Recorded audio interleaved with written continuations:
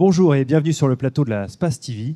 Nous allons parler élevage porcin et notamment sur la partie plutôt consacrée à l'hygiène et à la biosécurité donc en élevage porcin. Une hygiène et une biosécurité qui commence de la conception du bâtiment jusqu'à son fonctionnement au quotidien sur des années. Donc pour en parler de deux invités, j'accueille ici Fabien Larcher. Donc, vous êtes vétérinaire, co-gérant de Synthèse Élevage. Vous allez nous expliquer dans quelques instants vos entreprises. Et à vos côtés, Claude Cochet. Donc, vous êtes responsable technique chez E-Tech Solutions. Donc, un fabricant notamment de matériel de porcherie et un peu plus que ça. Ben, j'enchaîne avec vous, Monsieur Cochet. Expliquez-nous un peu votre métier. Qu'est-ce que E-Tech et E-Tech Solutions? Mais bonjour à tous, donc E-Tech et E-Tech Solutions, donc spécialisé dans l'équipement porcin donc sur le territoire national et européen. Donc notre activité, donc c'est en deux parties, la partie conception de bâtiments d'élevage pour lequel j'anime et je suis le responsable technique, et la partie aménagement intérieur de tous nos bâtiments porcherie, à la fois de la quarantaine jusqu'au quai d'embarquement.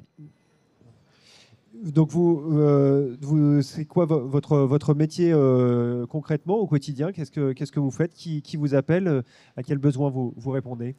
Donc, nos clients, en fait, nous sollicitent lorsqu'il y a un projet, dans le cadre d'une reprise ou d'une transmission à la famille ou à l'un des porchers. C'est vrai que lorsqu'on intervient, souvent, donc c'est prendre le temps de discuter, de diagnostiquer, donc de pouvoir visiter l'élevage pour imaginer une suite à ces bâtiments qui vont être mis en œuvre et puis qui ont besoin forcément d'une remise en conformité ou remise à neuf, quoi. On a fait. Fabien Larcher, donc vous êtes vétérinaire co-gérant de Synthèse Élevage. Quelle est cette entreprise? Quelles sont vos activités? Donc Synthèse Élevage, c'est une PME de 25 personnes. On est spécialisé dans la production et la distribution de produits diététiques et d'hygiène à destination des animaux de rente. Donc aujourd'hui, c'est le porc, la volaille et les bovins. Aujourd'hui, sur la plupart des produits, on conçoit, on produit et on distribue ensuite les produits à un réseau de distributeurs, voire à des éleveurs en direct aujourd'hui, dans le but d'avoir des produits techniques qui répondent aux problèmes que peuvent rencontrer les différents acteurs de ces espèces. Vous distribuez aujourd'hui partout en France? On distribue aujourd'hui majoritairement en France et aussi à l'international. Aujourd'hui, 15% de l'activité de Synthèse Élevage, c'est sur l'international et sinon sur le reste de la France, sur les espèces concernées. Alors, quand on parle d'hygiène en élevage aujourd'hui, de quoi parle-t-on? Je pense que les éleveurs de porcs ont intégré ça dans leur routine depuis toujours. Je pense que quand on parle d'hygiène, ça reprend un terme plus global qui est le terme de biosécurité en élevage, avec deux éléments. Quand on va parler de biosécurité, on va parler des éléments de biosécurité externe. Donc ça va être tous les éléments qui vont viser à limiter l'introduction d'un germe ou d'une pathologie dans un élevage, qui prend des éléments de conception de bâtiment, de pas mal de choses, et aussi des éléments de biosécurité interne, qui sont des éléments qui visent à limiter la prolifération des maladies, des germes dans un bâtiment, dans un élevage, qui peuvent impacter derrière les performances des animaux. Bon, c'est vrai, quand j'écoute Fabien, toute la partie hygiène est extrêmement importante. Nous, dans l'intervention qu'on puisse faire chez nos clients, c'est justement lié et performer dans nos bâtiments d'élevage. Donc en fait, on évoquait tout à l'heure la visite, c'est de pouvoir mettre en œuvre la marche en avant, être logique dans la conception de nos bâtiments, parce qu'à chaque fois qu'on puisse le faire, c'est plus d'efficacité pour le travail, c'est plus de facilité à le mécaniser, et surtout au niveau hygiène, c'est plus facile à entretenir, et de pouvoir être logique entre les différents stades physiologiques. Donc nos rôles sont complètement complémentaires pour qu'on puisse améliorer la performance au quotidien. Ça veut dire que quand vous concevez un bâtiment d'élevage en conception neuve comme en rénovation, quels sont les critères que vous avez concernant l'hygiène et la biosécurité? Qu'est-ce que vous regardez en priorité? Déjà, c'est avoir un élevage équilibré. Donc, ça démarre du sas d'entrée pour les gens qui vont y travailler. On est très attentif à ce niveau-là, de bien protéger l'élevage. C'est à la fois pour les animaux, c'est la quarantaine, bien dimensionnée, respecter les temps de passage Et puis j'irai jusqu'à la fin à la salle d'embarquement. Donc à partir de là, bien le protéger dans son aspect extérieur, donc vis-à-vis de l'accessibilité, on parlait de la partie extérieure. Donc ça peut être le portail, ça peut être la clôture. Donc tout ça va être intégré dans le dispositif du diagnostic. Et j'irai pour poursuivre sur la partie bâtiment. Donc on parlait de la quarantaine, la dimensionner, vérifier le chargement du post-sevrage. On assiste depuis quelques temps à une meilleure productivité de nos élevages, qui fait qu'on a plus de porcelets sevrés. Donc il faut redimensionner les différentes salles de sevrage en restement.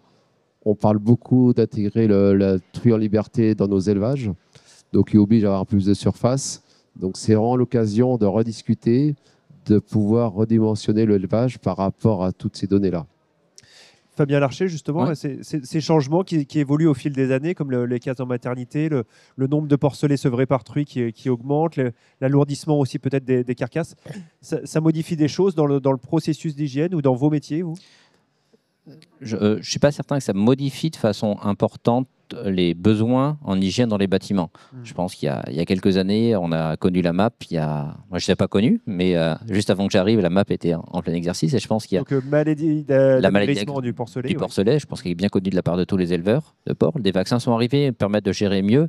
Je pense qu'il ne faut pas oublier quelqu'un qui s'appelle François Madec, historiquement, qui a mis pas mal de mesures et qui a remis au centre de la question l'importance de la biosécurité, de la marche en avant, de l'allottement des animaux, de limiter les mélanges d'animaux, de l'importance des procédures de lavage désinfection pour entraîner des ruptures de cycle dans les bâtiments, d'avoir des bâtiments qui soient conçus pour être lavés, désinfectés facilement, d'utiliser des produits qui sont efficaces sur tous ces éléments-là. Et ça a été valable sur des pathologies historiquement comme la maladie d'amaigrissement du porcelet, c'est valable sûrement sur toutes les autres pathologies. Et moi, je suis, en tant que vétérinaire, attentif à garder ça à l'esprit aujourd'hui. Quelles sont les pathologies, justement, qui sont liées à un manque d'hygiène ou à certaines pratiques qui peuvent être plus contraignantes? Je ne sais pas, j'aurais plutôt tendance à dire, est-ce qu'il y a des pathologies qui n'ont pas de problème, qui ne sont pas liées à l'hygiène? Je pense qu'il n'y en a pas. Ah oui. Tous les problèmes qu'on peut avoir en élevage vont être à un moment donné concernés par la maîtrise de l'hygiène. Oui. Donc c'est central dans le fonctionnement d'un élevage aujourd'hui, surtout dans des élevages aujourd'hui en production organisée, souvent hors sol, sur lesquels globalement on a une densité d'animaux qui est réelle et qui nécessite une vraie prise en compte de l'hygiène au quotidien, de la part pour les animaux, mais aussi pour les éleveurs. Globalement, je pense qu'aujourd'hui on a des éleveurs qui sont de plus en plus attentifs à travailler dans des conditions confortables, propres, avec de l'hygiène, et ça reste important pour les animaux et pour l'éleveur. Et c'est aussi se protéger peut-être des zoonoses ou de certains produits d'hygiène qui peuvent être quand même potentiellement dangereux. Le port d'équipements de protection restera, quoi qu'il arrive, un élément important au quotidien dans l'élevage. Mais ça, aujourd'hui, je pense que c'est intégré maintenant de façon générale dans les élevages aujourd'hui. Le fait de proposer des conditions de travail qui sont confortables, et l'hygiène fait partie de ces éléments. Vous êtes un spécialiste des produits d'hygiène, justement, de désinfection. Est-ce qu'il y a des règles à suivre sur... Est-ce que c'est un peu comme dans les produits phytosanitaires ou les antibiotiques? Est-ce qu'il faut mixer les molécules? Est-ce que vous avez accès à différentes molécules efficaces aujourd'hui pour maintenir une bonne désinfection des porcheries? Quand on parle de lavage et de désinfection des bâtiments, il y a deux étapes. Il y a le lavage, donc le nettoyage, avec les outils qu'on va utiliser, les outils de lavage haute pression, robot par robot, les produits qui vont permettre l'amélioration du lavage, c'est ce qu'on appelle les détergents, c'est des savons. Donc il y a différentes qualités de détergents qui permettent pas de nettoyer. Ce sont la plupart du temps des détergents qui peuvent être alcalins ou pas, ou enzymatiques. Il y a plusieurs classes de détergents. Et ensuite, une fois que la salle est lavée, on va la désinfecter avec des produits désinfectants sur lesquels il y a plusieurs types de molécules qui sont efficaces. Globalement, la plupart des désinfectants restent des produits qui sont des biocides, ce qu'on appelle. Donc, c'est des produits qui sont là pour tuer les germes, qui sont là pour tuer les microbes, donc qui présentent nécessairement potentiellement un petit niveau de toxicité qui est plus ou moins important sur les produits. Et en fonction de ces éléments-là, il y a forcément des pictogrammes qui indiquent derrière le niveau de dangerosité des produits qu'on utilise et qui nécessitent le port d'équipements de protection lors de l'application de ces produits. Mais ça fait partie des éléments. Si on veut pouvoir nettoyer et tuer les germes qu'on veut cibler, il faut bien avoir des produits qui sont efficaces. Il y a des résistances sur les produits de désinfection ou pas trop? Non, non. Aujourd'hui, il n'y a pas de résistance connue sur la plupart même sur l'intégralité des désinfectants utilisés aujourd'hui sur le terrain, il n'y a pas de résistance connue. La plupart des temps où on a une résistance, c'est parce que le nettoyage avant n'est pas bon. Claude, alors, je voudrais compléter en tant qu'équipementier, en fait, pour pouvoir améliorer l'efficacité du nettoyage, c'est qu'on va proposer à nos clients des salles plastiques qui sont faciles à entretenir. C'est d'abord la cloison aussi PVC, monobloc, qui va nous permettre... Donc de moins en moins de béton et de plus en plus de PVC, de surface lavable. Voilà, le PVC a cet avantage-là de pouvoir vraiment se faciliter. On va diviser par 2 le temps de nettoyage. Ah oui. Et quand on peut vérifier l'efficacité du nettoyage, on parlait de produits, de pouvoir... ça nous permet vraiment d'être efficace, gagner du temps, gagner en pénibilité, parce qu'on va réduire par moitié, qu'on fasse par un nettoyeur de pression robotisé ou pas. Mais globalement, c'est attentif à nos produits, sol, cloison, même nos systèmes d'entrée d'air, de pouvoir avoir des bâtiments durables, qui puissent avoir des plafonds plats, qu'on puisse vraiment faciliter le travail au quotidien. Parce que laver en permanence, c'est vraiment une donnée importante dans nos élevages. C'est que chaque cycle, on a vraiment une part de temps consacré au nettoyage. Donc, on peut le rendre plus facile et plus efficace. C'est notre créneau, quand même.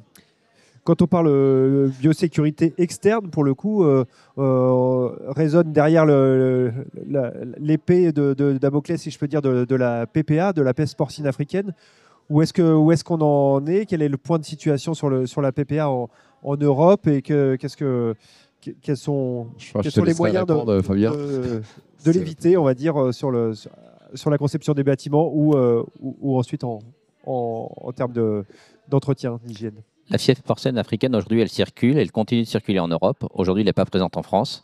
Elle circule dans des pays qui sont proches de la France, aujourd'hui, en Allemagne, en Italie, principalement dans la faune sauvage et les sangliers, de façon beaucoup plus rare dans le compartiment élevage. Aujourd'hui, la France est indemne, on a cette chance-là. La maîtrise du risque d'introduction de la fièvre porcine africaine en élevage, elle passe par un arrêté, l'arrêté biosécurité, qui est arrivé maintenant il y a à peu près 4 ans, je pense, qui précise les règles qui sont aujourd'hui, c'est un point réglementaire aujourd'hui, de structuration d'un élevage avec des règles de biosécurité qui vont concerner l'introduction des animaux, l'organisation du bâtiment, la gestion des départs, la gestion des effluents, des mouvements des personnes, des mouvements de tout ce qui concerne un élevage.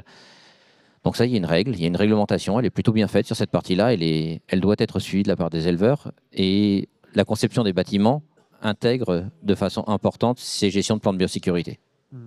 Claude Cochet, justement, sur la conception des bâtiments, cette biosécurité externe, elle compte beaucoup? C'est vrai que le fait d'aborder le sujet de cette façon-là, ça a permis à tous nos clients et éleveurs de pouvoir prendre conscience qu'il fallait bien protéger les élevages. Et donc, ça démarre déjà par un espace parking qui est à côté de l'élevage, vraiment ciblé, sécurisé. Donc, ça démarre par un accès réduit au niveau des zones d'élevage, clôture. On a pu l'aborder tout à l'heure, quarantaine, quai, tout ça est bien défini sur les zones. Et donc, ce qui fait qu'on est conscient et puis on a vraiment un échange nourri pour pouvoir améliorer la sécurité sanitaire de nos élevages, quoi. On espère que ce qui s'est passé avec l'influenza aviaire en aviculture ne se reproduise pas en porcin. Les schémas sont différents, le virus est différent. Les modes de transmission sont assez différents. Il y a une part de transmission aéroportée qui est importante dans l'influenza, beaucoup plus que dans le cadre de la fièvre porcine africaine, et sur lesquelles les mesures de biosécurité externe seront sûrement beaucoup plus efficaces sur un germe tel que la fièvre porcine africaine que ce qu'on pouvait avoir sur de l'influenza. Donc, mais ça n'empêche que derrière, les outils de mesure de la biosécurité seront importants en élevage. Eh bien, merci à tous les deux. Et puis, j'invite les auditeurs à vous rapprocher d'entreprises comme E-Tech Solutions ou Synthèse Élevage si vous avez des questions complémentaires. Merci à vous. Merci. Merci.